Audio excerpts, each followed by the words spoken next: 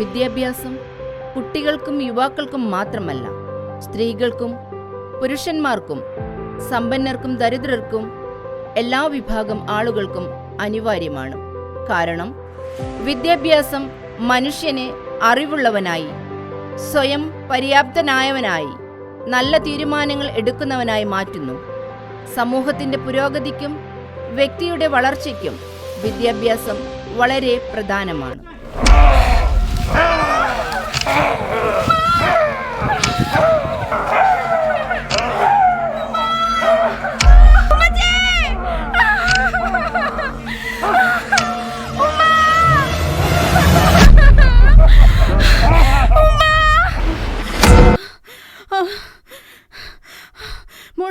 ആയിഷ, ആയിഷ,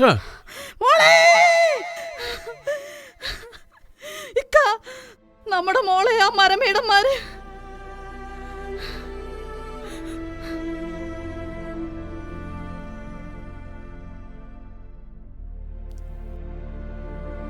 അങ്ങോട്ട് പോകണ്ടെന്ന് ഞാൻ പറഞ്ഞതല്ലേ.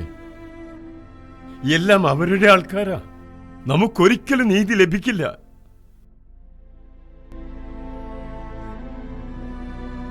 എന്നാലും ഇന്ദ്ര എന്നോട് ഇങ്ങനെ ചെയ്യുമെന്ന് ഞാൻ കരുതിയില്ല.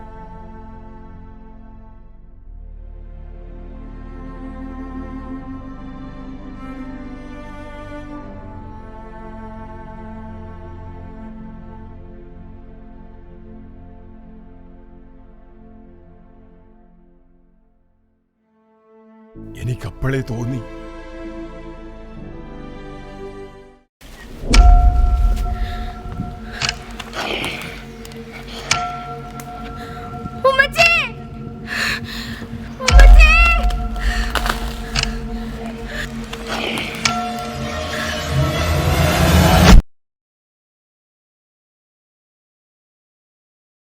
ഹലോ ഉമ്മ, എനിക്ക് ഉറങ്ങാൻ കഴിയുന്നില്ല ഉമ്മ. മോളെ, ആയത്തുൽ കുർസി ഓതിയിട്ട് കിടന്നോളൂ. ദുശ്ചിന്തകളൊന്നും മനസ്സിൽ വെക്കല്ലേ. വാപ്പിച്ചി നാളെ മോളുടെ അടുത്തേക്ക് വരും. ശരി ഉമ്മ.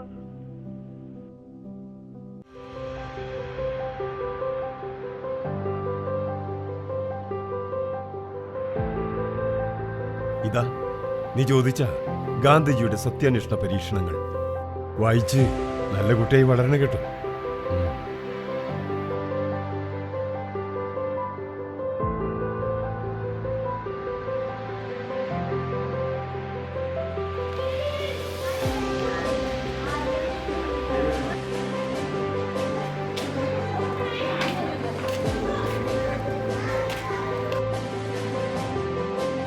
ഫിറോസ്, ഇരിക്കൂ.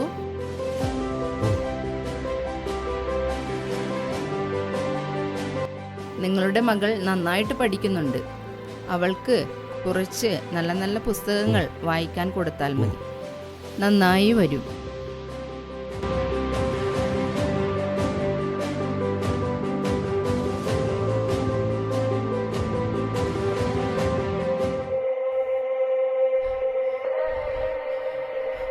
വാപ്പച്ചി, ഇത് നോക്കൂ വാപ്പച്ചി. നന്നായിട്ട് എഴുതിയ എനിക്ക് മാത്രം മാർക്കിട്ട് തന്നില്ല. മോശമായിട്ട് എഴുതിയ എല്ലാവർക്കും മാർക്കിട്ട് കൊടുത്തു വാപ്പച്ചി. നമുക്ക് മറ്റൊരു കോളേജ് ചേരാൻ മോളെ. ഒട്ടും വയ്യെങ്കിൽ നമുക്കിവിടുന്ന് വേണ്ടാന്ന് വെക്കാം. നീ കരയാതെ. പഠിക്കാൻ ഈ കോളേജ് മാത്രമല്ല ഉള്ളത്. ആ 2 മാഷന്മാർക്കാണ് എന്നോട് ഇത്ര വെറുപ്പും വൈരാഗ്യവും. അവർക്കെന്റെ പേര് കേൾക്കുന്നതേ ഇഷ്ടല്ല. ഞാൻ അവരോട് എന്താ ചെയ്തേ വാപ്പിച്ചി?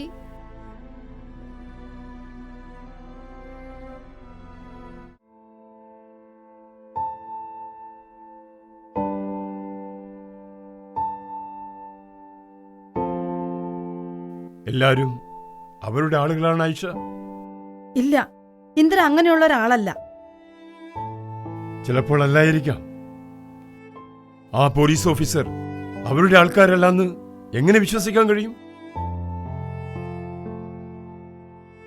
അയാൾ നീ പറയുന്നത് കേൾക്കുവോ? എന്നാലും ഞാനൊന്ന് പോയി നോക്കട്ടെ.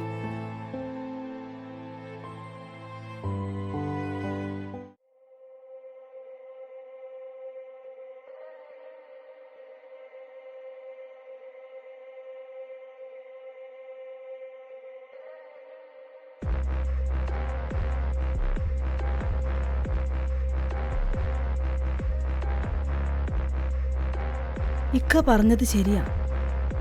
എല്ലാം അവരുടെ ആൾക്കാരാ. എന്താ ഉണ്ടായേ?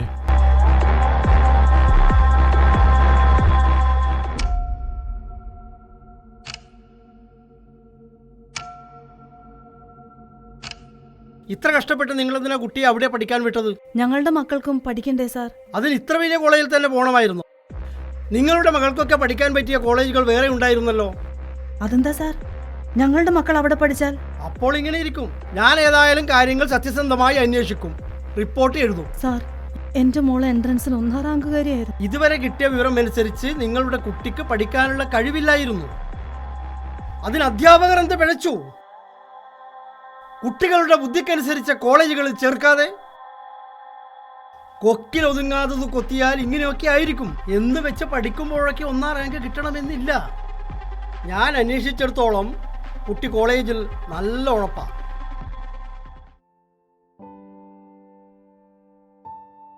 ഇന്ദ്ര, ഇവരെ പറഞ്ഞു വിടാൻ നോക്ക്. വെറുതെ ഇവിടെ ഇരുന്നിട്ട് എന്തിനാ? ആയിഷ, കുടിക്കാൻ എന്തെങ്കിലും എടുക്കട്ടെ? വേണ്ട, നിനക്ക് പറ്റുമെങ്കിൽ എന്റെ മോളുടെ കാര്യത്തിൽ സത്യസന്ധമായ ഒരു അന്വേഷണം നടത്താൻ പറയണം. ഇനിയും മറ്റൊരു കുട്ടിക്കും ഈ ഗതിയുണ്ടാവരുത്. അത്രയെങ്കിലും എനിക്ക് വേണ്ടി ചെയ്യാൻ പറ്റിയെങ്കിൽ വലിയ ഉപകാരം. ശരി, ഇപ്പോൾ പോയിക്കോളൂ. നമുക്ക് വേണ്ടതുപോലെ ചെയ്യാം.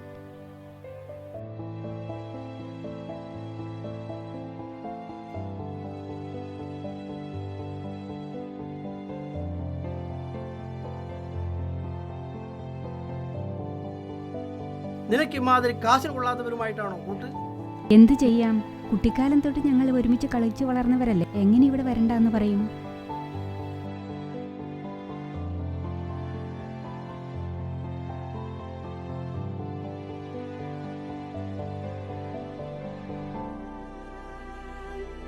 ഒടുവിൽ എന്റെ മോളും ആ മൃഗങ്ങൾക്കിരയായല്ലോ.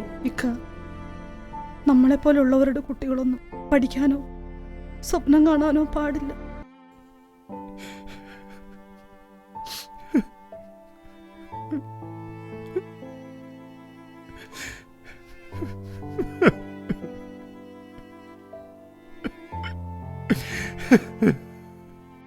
വിദ്യാഭ്യാസം മനുഷ്യന്റെ ചിന്തകളെ വിശാലമാക്കുന്നു.